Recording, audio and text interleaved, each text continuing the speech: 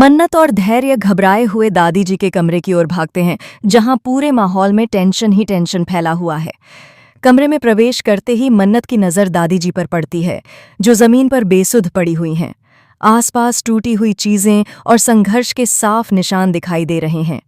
एक नज़र में ही समझ आ जाता है कि उन पर हमला हुआ है, और यह कोई सामान्य घटना नहीं, बल्कि बेहद सोची समझी और खतरनाक चाल थी।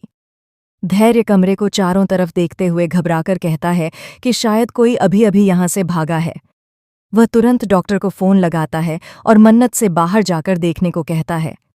दूसरी ओर मन्नत दादी जी के सिर को अपनी गोद में रखकर उनकी हालत देखकर डर से कांप उठती है। उसकी सांसें तेज हो जाती हैं और मन में सिर्फ एक ही सवाल घूमता रहता है, दादी जी के साथ ऐसा किसने किया? धीरे धीरे यह बात साफ होने लगती है कि यह हमला किसी और का नहीं, बल्कि ऐश्वर्या सिंह की गहरी साजिश का हिस्सा था। उसने जानबूझकर दादी जी पर हमला किया ताकि पूरी स्थिति को मन्नत के खिलाफ मोड़ सके। यह उसकी सबसे बड़ी चाल थी, मन्नत को झूठा साबित करना और उसे बदनाम करना। मन्नत खुद को संभालने की कोशिश करती है और बार बार कहती है कि वह दादी जी को कुछ नहीं होने देगी। वह किसी भी हाल में सच को सामने लाएगी, चाहे इसके लिए उसे कुछ भी करना पड़े। कुछ देर पहले ही उसने सबके सामने यह दावा किया था कि वह जिंदा सबूत लेकर आएगी और साबित करेगी कि वह बेगुनाह है। लेकिन किस्मत जैसे उसके पैरों के नीचे से जमीन खींच रही थी।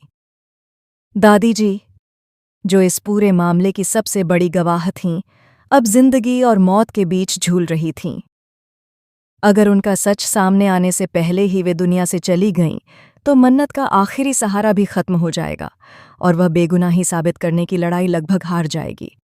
उधर विक्रांत अंदर ही अंदर टूट रहा है। उसे ऐसा लग रहा है कि मन्नत और धैर्य के बीच कोई नाजायज रिश्ता है और दोनों ने मिलकर उसे धोखा दिया है। उसकी आंखों में गुस्सा, दर्द और अविश्वास एक साथ उमड़ रहा है। वह यह बात हजम ही नहीं कर पा रहा कि जिस मन्नत पर उसने पूरा भरोसा किया, वही उसे दगा दे सकती है। वहीं धैर्य भी परेशान है, क्योंकि उसे सच पता है मन्नत निर्दोष है और ये पूरी साजिश सिर्फ उसे फंसाने के लिए रची गई है।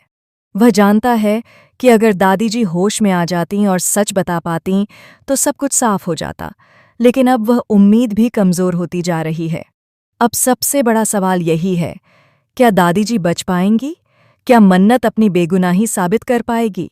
क्या विक्रांत सच जाने से पहले ही मन्नत से अपना रिश्ता तोड़ देगा? क्या धैर्य सच को सामने लाने के लिए कोई ठोस कदम उठाएगा? आने वाले एपिसोड में मन्नत का संघर्ष, विक्रांत की गलतफहमियां और धैर्य की कोशिशें इस कहानी को और भी दिलचस्प मोड़ देने वाली हैं। सच का खुलासा कब और कैसे होगा, यही दर्शकों को बांधे रखेगा।